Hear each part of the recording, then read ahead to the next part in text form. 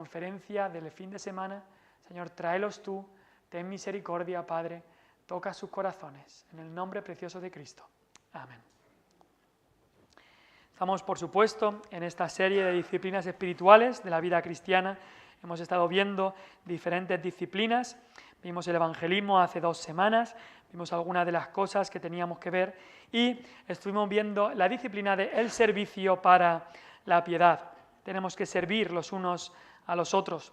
Estuvimos viendo la semana pasada cómo con la ilustración esta de este cartel de que se buscaban jóvenes para este trabajo llamado el Pony Express, allí hace un par de siglos en Estados Unidos, y cómo era muy real el anuncio y se decía la verdad, no se edulcoraba, no se endulzaba, sino directamente se decía el servicio que hacía falta. Y necesitamos ser así de sinceros cuando hablamos del servicio a Dios. Es un servicio que cuesta, pero es un servicio que Dios bendice. Y vimos esta cita de este hombre que fue asesinado por los nazis, este pastor llamado Dietrich Bonhoeffer, y él dijo, cuando Cristo llama a alguien, le pide que venga y muera. Esto de, bueno, yo añado a Cristo a mi vida, sí, el cristianismo es algo que tengo en mi vida, pero no, cuando Cristo llama a alguien, sí, la salvación es gratis, pero seguir a Cristo cuesta la vida entera, y Cristo quiere que la vida entera se la demos a Él. También estuvimos viendo que el Evangelio crea siervos que se parecen a Cristo. Él es nuestro ejemplo y Cristo sirvió. Cristo no vino para ser servido, sino para servir y dar su vida en rescate por muchos. Y luego vimos que cada cristiano, no unos pocos, no el pastor, los diáconos, no el profesor de escuela dominical solamente, no, cada cristiano, desde que es salvo por la gracia de Dios, cada cristiano está llamado a servir. Pero nos toca disciplinarnos, no va a salir directamente natural, como el evangelismo, lo veíamos hace unas semanas, que estamos llamados a evangelizar y tenemos que disciplinarnos en ello. Pues también en cuanto al servicio debemos disciplinarnos en el servicio. ¿Por qué? Porque la mies es mucha, el trabajo es mucho, mas los obreros pocos. Y hay mucho que hacer en la viña del Señor, muchas cosas en las cuales servir. Y vimos cuáles deben ser nuestras motivaciones para servir a Dios, para servir a nuestro prójimo. Vimos que teníamos que estar motivados por la obediencia, pues porque Dios lo ha dicho, Dios quiere que le sirvamos. Eso debería ser, pues, por supuesto, el primero de los motivos. También motivados por la gratitud. Tanto ha hecho Dios por nosotros, ¿cómo no le vamos a servir? Motivados también por la alegría. Dios quiere que le sirvamos con alegría, no con mal humor, no a regañadientes, como se dice, sino con alegría. También motivados por el perdón, no la culpa. Y es que eso lo cambia todo. Cuando una persona hace las cosas porque se siente culpable, eso no le llevará muy lejos. No podrá hacer mucho, pero cuando es motivado por el perdón que ya ha recibido en Cristo, entonces hay un poder interno para poder servir, dar toda nuestra vida en servicio a Dios. Y la última que estuvimos viendo es motivados por la humildad. Debemos servir con humildad. Y por supuesto el ejemplo de esto es el Señor Jesús. Y vimos el texto ahí en Juan 13, cuando en esa última cena, cuando más estaba sufriendo, es cuando más sirvió, cuando más se puso a servir y se quitó la túnica, cogió la toalla y lavó los pies de sus propios discípulos. Y estábamos viendo cómo en el servicio deberíamos estar motivados por la humildad. Y eso significa que cuando sirves y no te reconocen, y no te dicen lo bien que está lo que has hecho, y no ves gran fruto, o no te aplauden por lo que haces, cuando sirves y no hay todo esto, aún así, a Dios le agrada y debemos servir. Ahora, si servimos y no recibimos reconocimiento, y entonces nos enrabietamos, es porque no estábamos sirviendo de la manera que Dios quiere que sirvamos. Como dice ahí, los hipócritas no tienen ningún interés por la clase de servicio que solamente Dios puede ver y recompensar. Por eso muchos cristianos hipócritas, que incluso algunos por supuesto ni son cristianos, lo que quieren son, sí, yo ayudo en la iglesia, pero en cosas que se me vea, en cosas que se reconozca, no en aquellas cosas que nadie ve. No, yo quiero servir en lo que otros vean. Y ahí se ve cuál es su motivación, el orgullo. No debería ser la motivación para el servicio. Y vimos esta cita de Francis Schaeffer que decía: no hay lugares grandes o lugares pequeños para servir, solo hay gente fiel y gente infiel. Dios no te va a juzgar por, ay, es que tú serviste en esta posición alta o tú serviste en esta posición baja. No, Dios va a juzgar si fuiste fiel en lo que se te dio. Y ya está.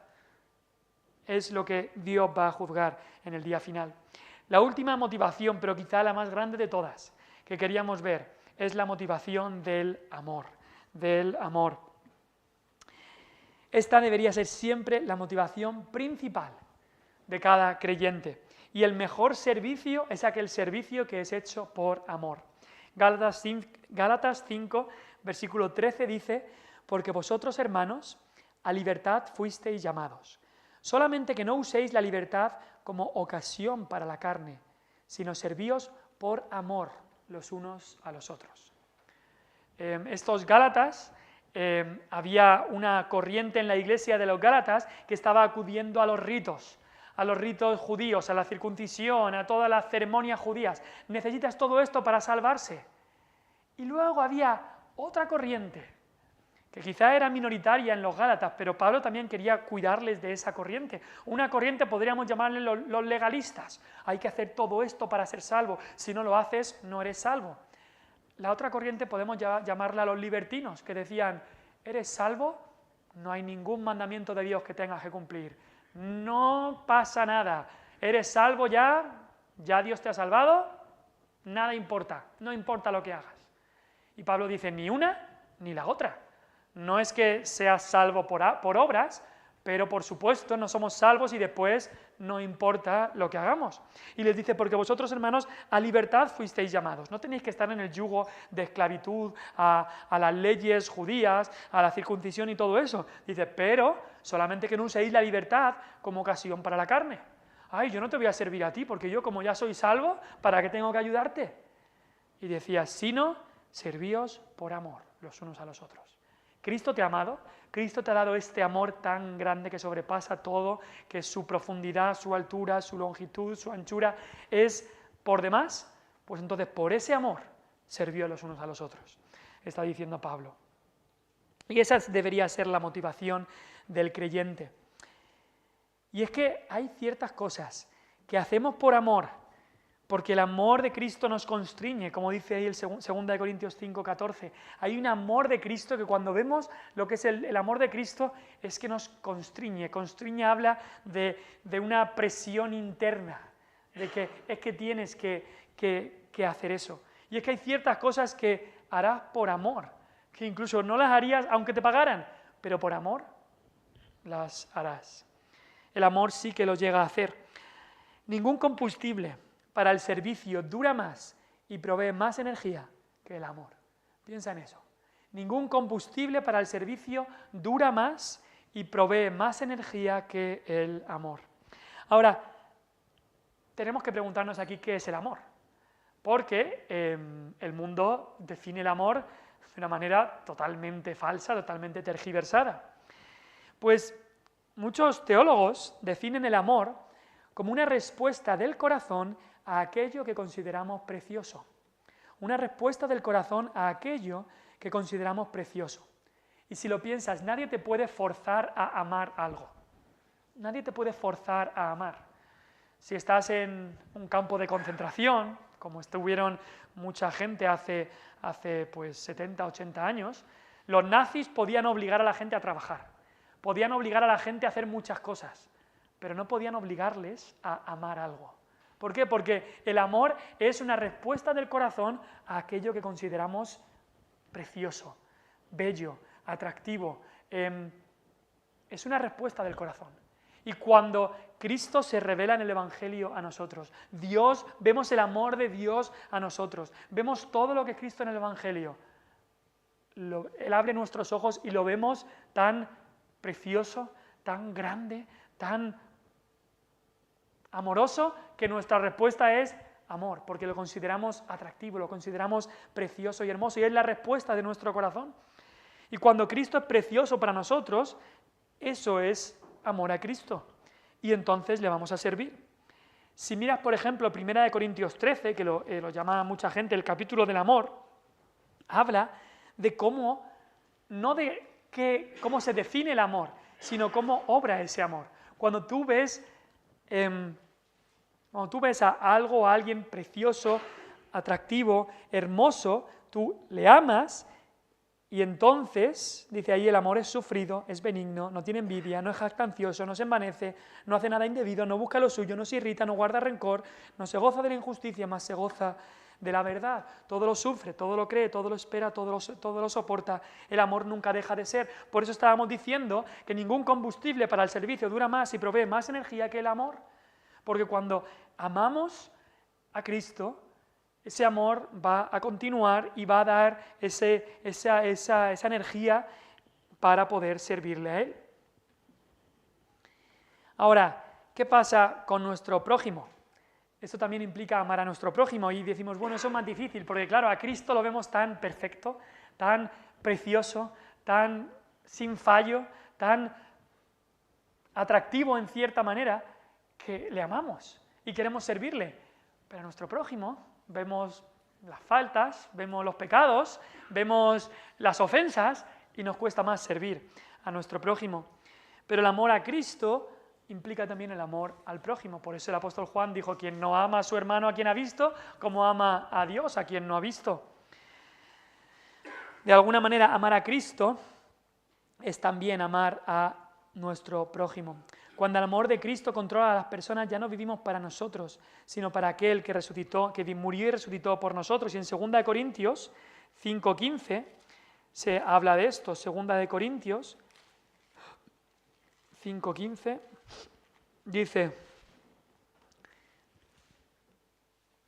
el 14 dice, porque el amor de Cristo nos constriñe, pensando esto, 2 Corintios 5:14, pensando esto, que si uno murió por todos, luego todos murieron y por todos murió, para que los que viven ya no vivan para sí, sino para aquel que murió y resucitó por ellos.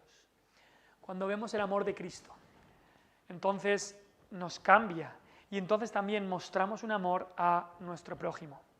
¿Por qué? Porque vemos, en vez de comenzar a ver todas las faltas de nuestro prójimo, de los que nos rodean, comenzamos a ver también la imagen de Dios en ellos. Comenzamos a ver que Dios le ha dado al hombre honra, que Dios quiere que los cristianos muestren ese amor sirviendo no solo a Dios, sino también sirviendo a los demás, siguiendo el ejemplo de nuestro Señor y Salvador Jesucristo. Así que no solamente motivados por las otras cosas que hemos dicho, sino motivados por el amor como el mayor de las motivaciones. Leí esta frase de un misionero a África y la verdad me chocó mucho esta frase. Porque hubo un misionero a África y ya cuando llevaban bastantes años, alguien lo entrevistó a estos misioneros a África que habían entregado toda su vida para servir y para predicar el Evangelio allí en este continente. Y alguien le dijo, a ver si quiere funcionar, si le gustaba este trabajo. ¿Te gusta el trabajo que haces? Y este misionero dijo, si me gusta este trabajo, no. Dice, a mi esposa y a mí no nos gusta el polvo, no nos gusta arrastrarnos para entrar en chozas repugnantes a través de desechos de cabra. Dice, pero ¿acaso el hombre no debe hacer nada por Dios que no le guste hacer? Que Dios se apiade de él si es así. Que me guste o no, no tiene nada que ver. Tenemos órdenes de ir y vamos. El amor nos obliga.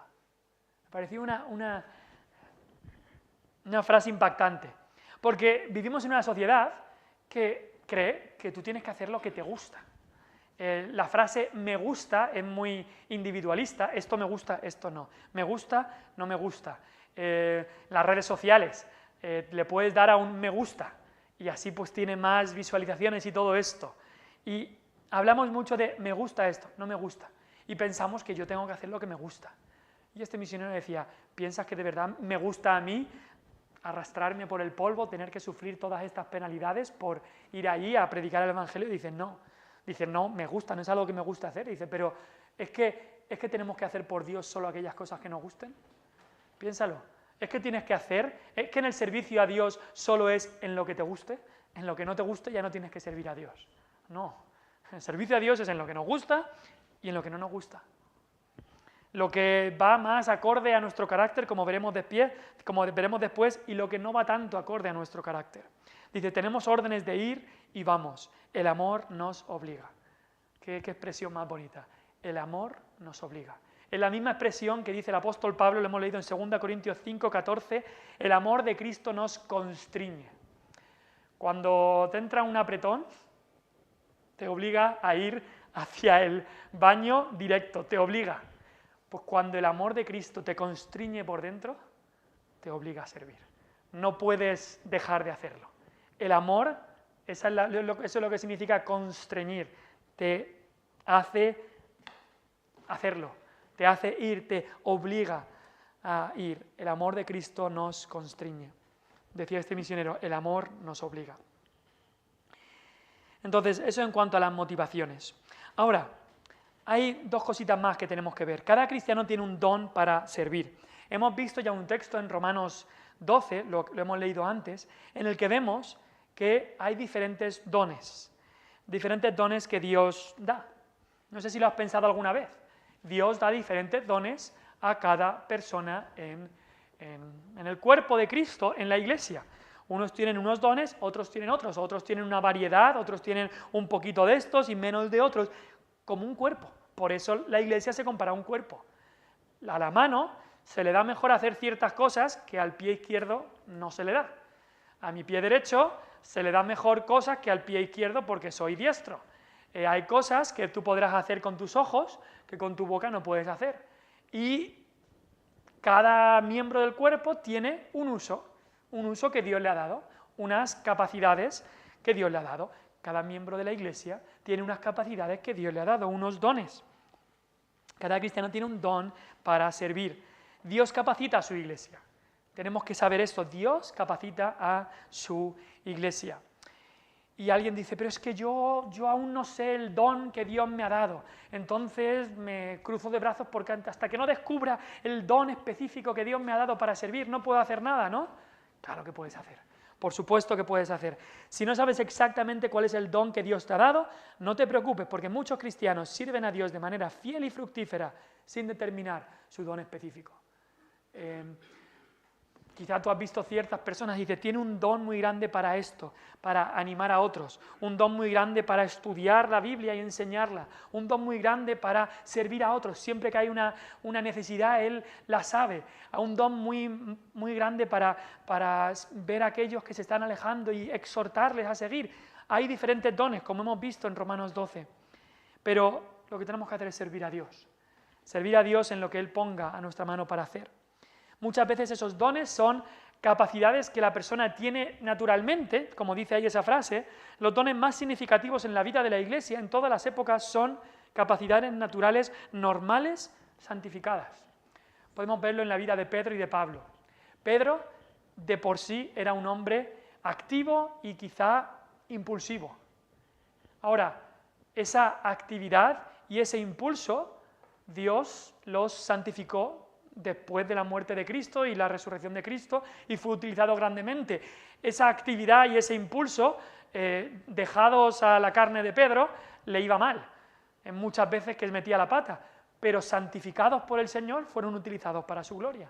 Entonces puede ser que tú tengas capacidades naturales que, santificadas por el Señor, pueden ser utilizados para su gloria. El apóstol Pablo tenía una mente privilegiada, y era muy celoso en guardar pues, la ley de Dios, como él nos dice, antes de ser salvo. Era un hombre con mucho celo y era un hombre con una mente muy grande y muy intelectual, muy conocedor. Ahora, todo eso, antes de ser salvo, lo utilizó para lo malo, para matar creyentes, para encerrar en la cárcel a creyentes. Cuando fue salvo, Dios santificó esas cualidades y lo utilizó para lo bueno. Entonces, los dones más significativos, como dice ahí, son capacidades naturales, normales, santificadas. Y Dios capacita a su iglesia. Pero ¿qué es lo que pasa? Porque muchas veces ocurre esto. ¿Y si Dios me llama a hacer algo para lo que no estoy capacitado? Es que yo no estoy capacitado para hacer esto. Yo no sé, yo no puedo, yo no soy capaz. Bueno, recuerda esta frase que lo hemos repetido muchas veces. Dios no llama a los preparados, prepara a los que llama. Piénsalo. Dios no llama a los que están preparados. Él prepara a los que ha llamado. Entonces, tú dices, yo no estoy preparado para esto. Bueno, si Dios te ha llamado para eso, Él te preparará. Porque cuando Él llama, Él prepara. Ahora, también tenemos que tener en cuenta, el ser humano cambia. Estoy seguro que tú no eres, que tu carácter, tu físico por supuesto que cambia, pero tu carácter no será exactamente igual ahora que cuando tenías 8 años, que cuando tenías 20 años. Nuestro carácter experimenta también un cambio.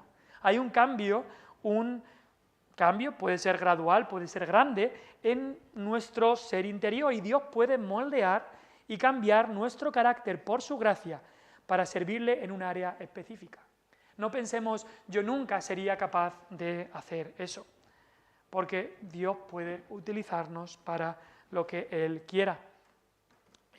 Comparto rápidamente 2 experiencias personales. Una, en el año 2010, Dios me llamó a predicar, y si me hubierais conocido en el año 2010, yo era un tartamudo.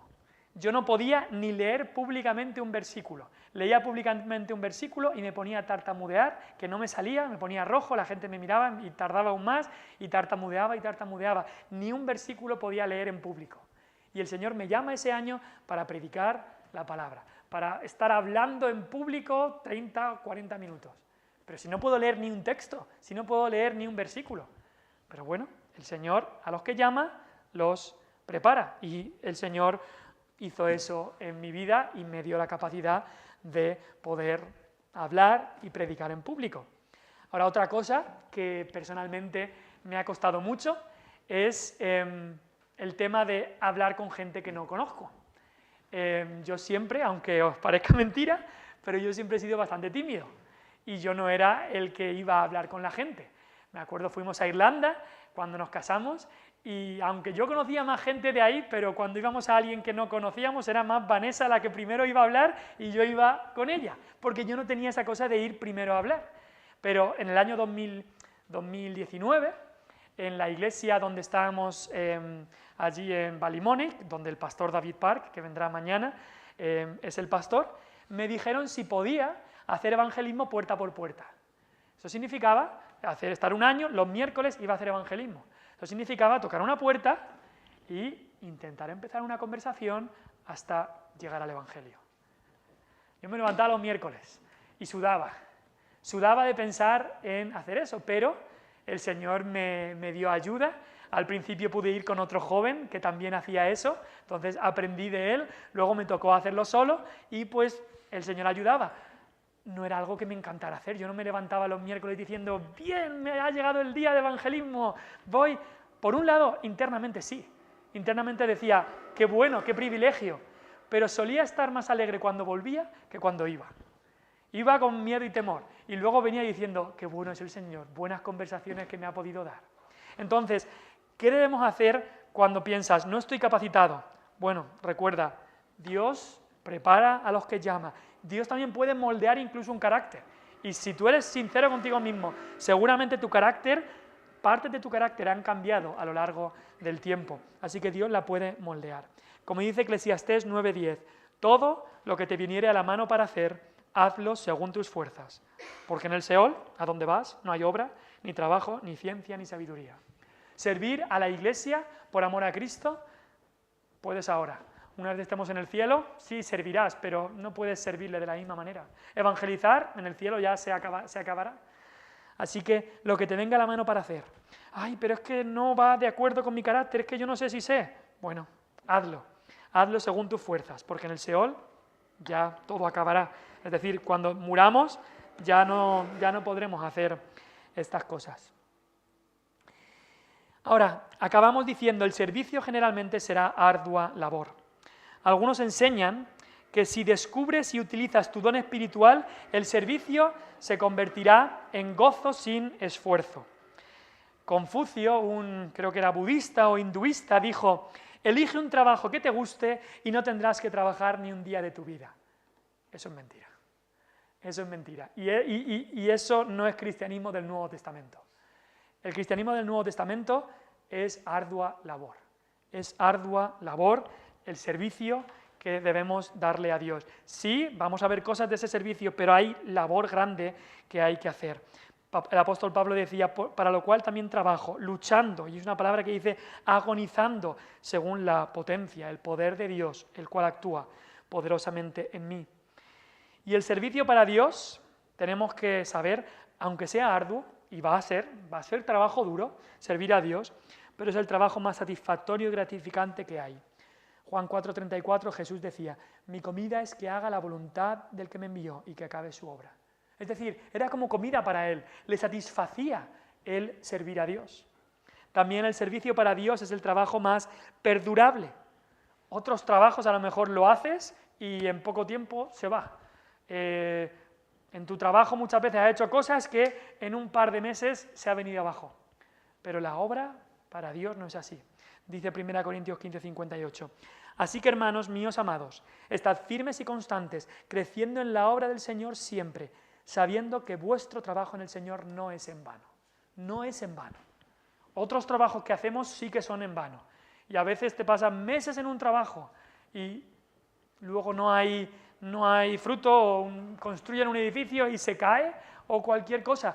Pero el trabajo en el Señor no es en vano. Dios ha prometido fruto. Quizá el fruto no es el que tú piensas, pero habrá fruto. Y también el trabajo para el Señor, el servicio para el Señor nunca será olvidado. Y hay un versículo en Hebreos 6:10 que es precioso, que dice, porque Dios no es injusto para olvidar vuestra obra y el trabajo de amor que habéis mostrado hacia su nombre, habiendo servido a los santos y sirviéndoles aún. Los que te rodean sí son injustos, en cierta manera. Y muchas veces nosotros nos olvidamos del trabajo que has hecho para Dios o para nosotros. Y uno al cual le has servido se puede olvidar de eso. Y quizá en unos años ya nadie se acuerde del servicio que tú hiciste para esta persona, para este hermano, para el Señor. Pero el Señor sí que se acuerda. El Señor sí que se acuerda. Así que nunca será olvidado tu servicio para Dios. Quería acabar con una historia y se ha ido un poco el tiempo que pensaba, pero quizás la habéis escuchado. Hay unas islas que se llaman las Islas Vírgenes, ahí cerca en el Océano Atlántico, y cuenta una historia real. Dos jóvenes misioneros de Moravia, que está por allí, por Alemania, hace 200 o 300 años, escucharon de una isla que un señor muy rico tenía a 3.000 o 4.000 esclavos en esa isla. Esclavos que nadie salía y muy poca gente entraba, se reproducían y ahí tenían esclavos trabajando en campos y en toda esa isla, trabajando. Ni podían salir, ahí estaban por años y años. Y estos misioneros dijeron, ¿quién les va a hablar del Evangelio? ¿Quién les va a hablar? Y la gente intentaron ir a esa isla y les dijeron, no, nadie puede entrar a esa isla a evangelizar a estos esclavos. Así que estos misioneros dijeron, vale. Así que se vendieron a sí mismos como esclavos. Dijeron, nos vendemos como esclavos para entrar a trabajar en ese lugar como esclavos. Y estos dos misioneros de Alemania salieron así en un barco de esclavos que salía para esta isla y su última frase que escuchó sus familiares desde el barco fue, dijeron, que el Cordero reciba la recompensa de su sufrimiento, que el Cordero, que es digno, reciba la recompensa de su sufrimiento. Estos jóvenes se vendieron a sí mismos para quizá nunca ver más a su familia, nunca tener libertad, tener que trabajar forzadamente toda su vida para poder ir y para poder hablarles. Eso es el servicio que Dios requiere de nosotros. Un servicio que a muchos en la historia les ha reclamado su vida, como Esteban, como Juan el Bautista, como muchos, todos los apóstoles prácticamente, reformadores, en España incluso, les llevó su vida, murieron por eso. No sé si el Señor reclamará nuestra vida, tendremos que morir por el Evangelio, pero sí que reclama, no que muramos quizá por el Evangelio, pero sí que vivamos todos los días para Él y le sirvamos con toda nuestra vida. Se buscan voluntarios, entonces, para una vida de servicio para Cristo. Un servicio arduo, un servicio duro, un servicio hasta la muerte, pero un servicio que Cristo merece, que el Cordero merece y que sea la recompensa de sus sufrimientos. Cristo merece ese servicio y encima de todo será un servicio alegre y un servicio motivado por el amor.